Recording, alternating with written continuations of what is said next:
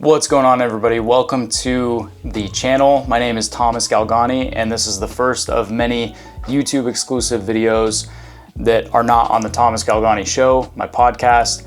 And today we are going to be talking about coffee, why it's good to drink it, at least why I drink it, and then how is the best way to brew it. So right away, let's get right into it. The 4 reasons I think coffee is good to drink. It is healthy enough. This doesn't come with a lot of other harmful chemicals, especially if you're not drinking it with creamer. No milk or anything. The only downsides I can think of are the obvious abuse to caffeine, but also to your teeth.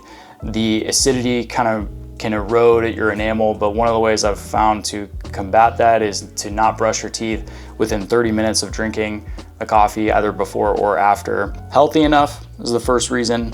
2 is it's culturally relevant, at least in the United States. Nobody's gonna look at you weird if you have a coffee at really any time of the day. You know, in Italy, if you have an espresso after 10 or 11 a.m., it's kind of weird. When I say culturally relevant, in my opinion, it also has to do with consuming a beverage that has a little bit more of a process to it, as opposed to just cracking open a can of an energy drink that you can get at a gas station. It's just something that you can kind of share with people, you know, have a good conversation. There are a lot more dimensions to it than just the stimulant itself, okay, than just the caffeine. It tastes good, like I said, especially if you get used to it and you're not throwing in all this sugar and you're having really good coffee. Always make sure that you're getting premium coffee. That's one place where you do not want to go cheap on. And forget about the Keurig. Now on to the 3rd reason. So we've covered healthy enough,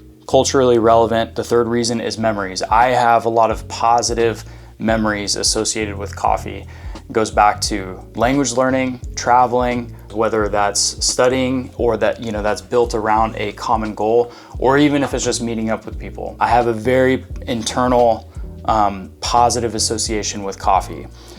The 4th and final reason that I'm going to get into today is the ability to habit stack and use coffee as an application to processes that I'm trying to build. So coffee is naturally something that I like to look forward to for the next day. You know, sometimes I'll go to bed and I'll just be placing my coffee items in the correct spots that they need to be. And I'll be setting up my coffee station, just already kind of visualizing the motions that my hands are going to be going through making my coffee. And the beauty of that is that you can apply something external to that that's new. Maybe, like I said, when it comes to language learning, if you're studying a language, you can apply the material that you're going to be looking at by your coffee table. Any other topic that you're simply interested in. Before I keep rambling on about all the reasons as far as why I drink coffee, let's get into the how. All right, so first you want to dial in your water temperature. I like to set mine to 198 or sometimes up to 205. The higher the water temperature, usually the more acidic it's going to be.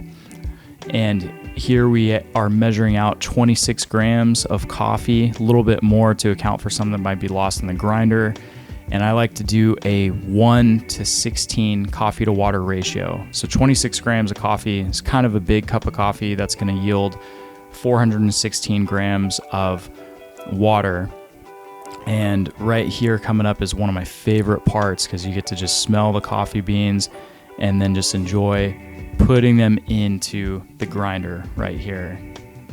Fire that guy up and just watch him grind away. And then you really want to make sure that you're brewing your coffee within 15 minutes of grinding it. That's why you always want to get fresh beans. The coffee is just going to taste that much more rich and fresh. Then you want to make sure you preheat the coffee mug and you wet the filter, because that helps get the paper taste out of your coffee. And then you're also preheating the mug so that your coffee is going to stay hot for longer.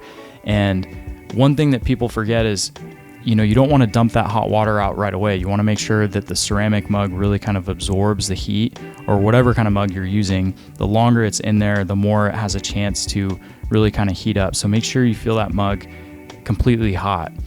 Then after dumping out the water, you add the grounds And then this is the bloom. So you only want to add about 60 to 90 grams of water right here, not too much, evenly spread. And then make sure the water can go all the way down because it's not really extracting much at this stage. After that, once it goes all the way down, you add about 100 grams of water every minute. And then you just kind of repeat that process. Make sure you're using circular motions like that, kind of trying to keep it as even as possible and not adding too much at one time until you hit your desired amount. And there you have it. You have a beautiful hot cup of coffee that you get to just sit back and enjoy. Hope you guys enjoyed this video with all those steps. Leave in the comments if you have any questions, criticisms, and enjoy that coffee, guys. Cheers.